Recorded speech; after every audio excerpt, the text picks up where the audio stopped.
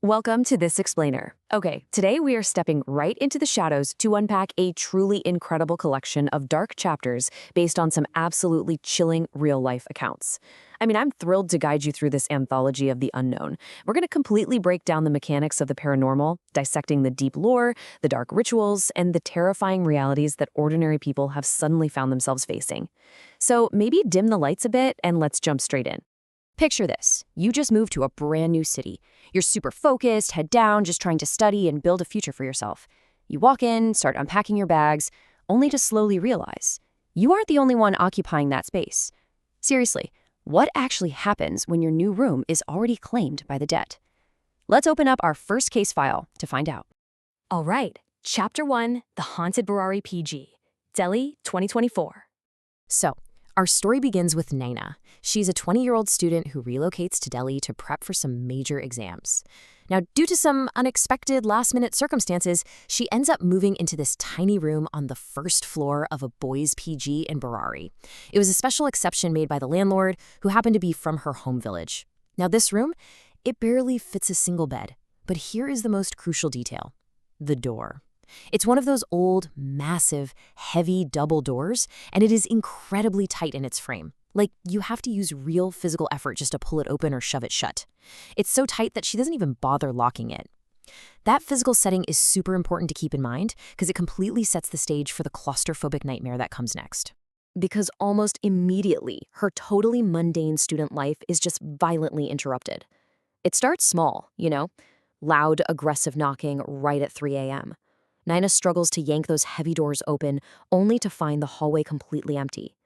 But then, the psychological terror kicks in. She wakes up one night, turns around, and literally sees her own physical body sleeping on the bed. A full-blown out-of-body experience. Then, the physical environment itself starts warping. Freshly cooked food, it rots and grows thick fungus in just 2 to 3 hours. It makes no sense. Thick, long hair constantly appears all over the floor, even though the boys in the PG sweep it every single day. And honestly, the most chilling part? A couple of guys sleeping on the roof wake up to the sound of anklets.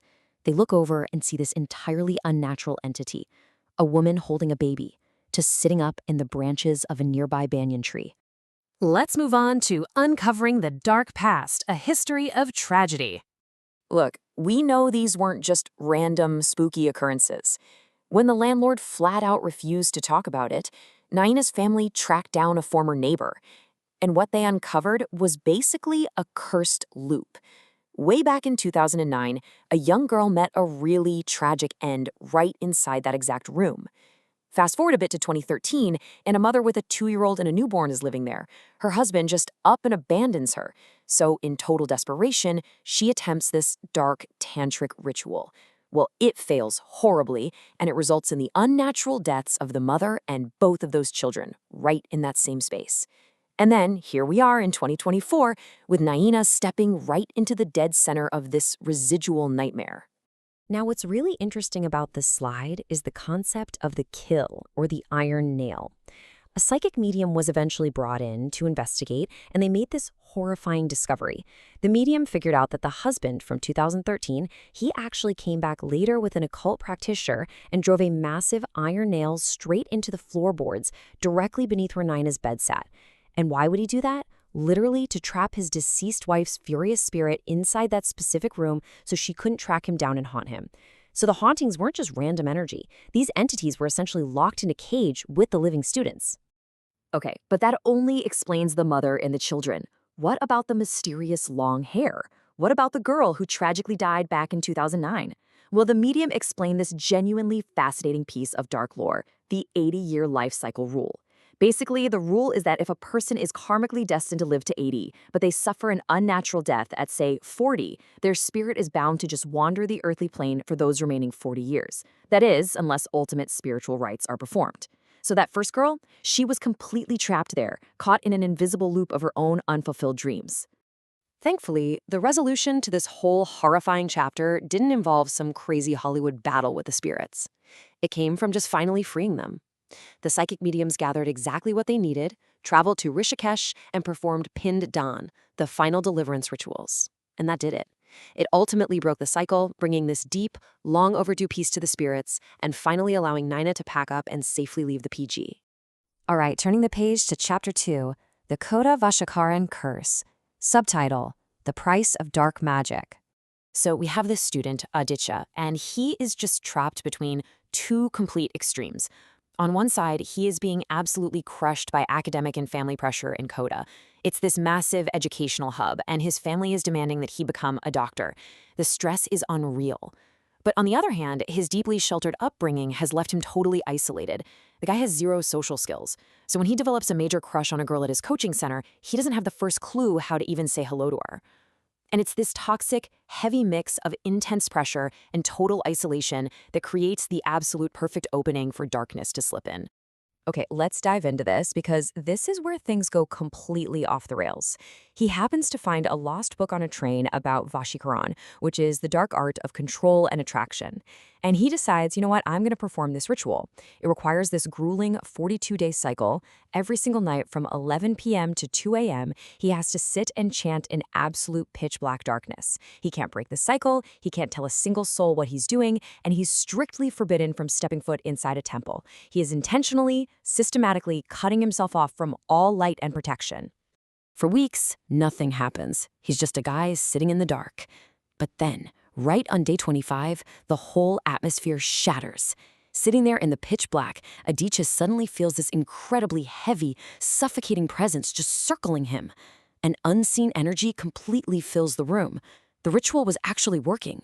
He had successfully summoned something from the other side, but it was something way, way beyond his control.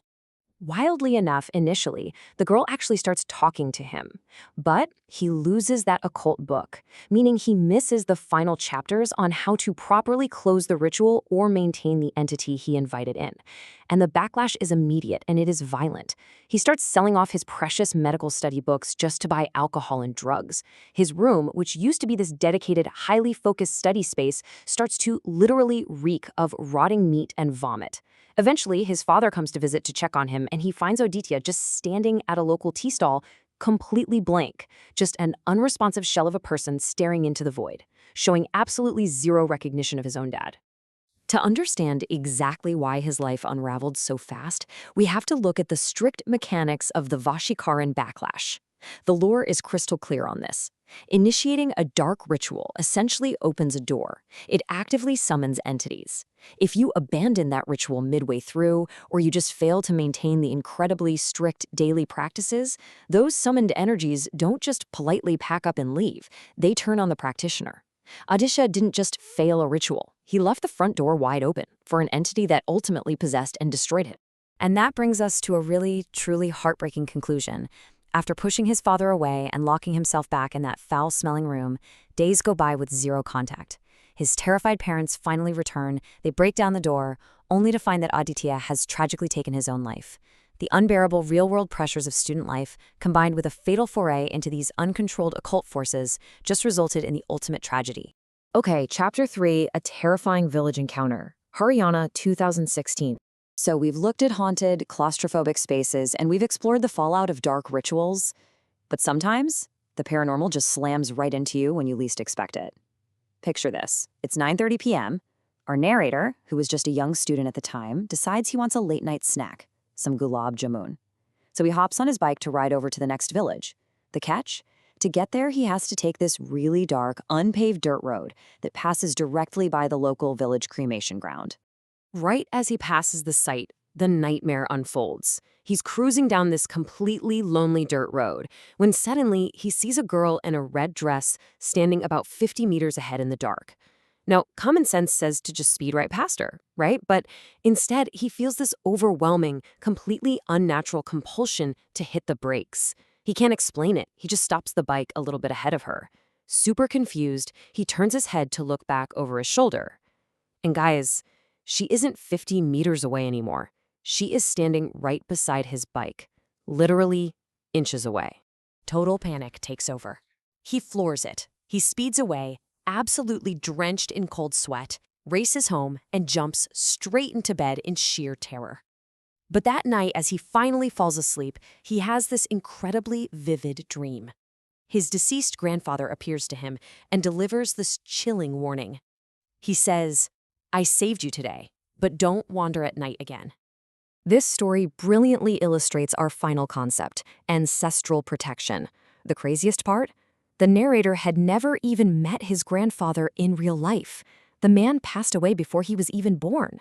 Yet, according to this deep-rooted cultural lore, the spirits of deceased ancestors actively watch over their bloodline.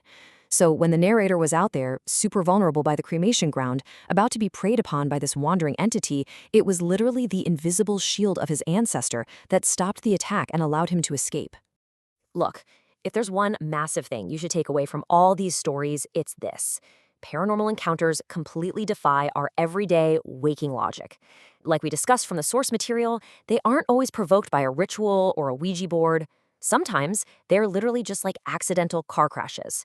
You step on the wrong path, you walk past the wrong tree, or you move into the wrong dorm room, and you just experience an unavoidable, terrifying collision between the world of the living and the world of the dead.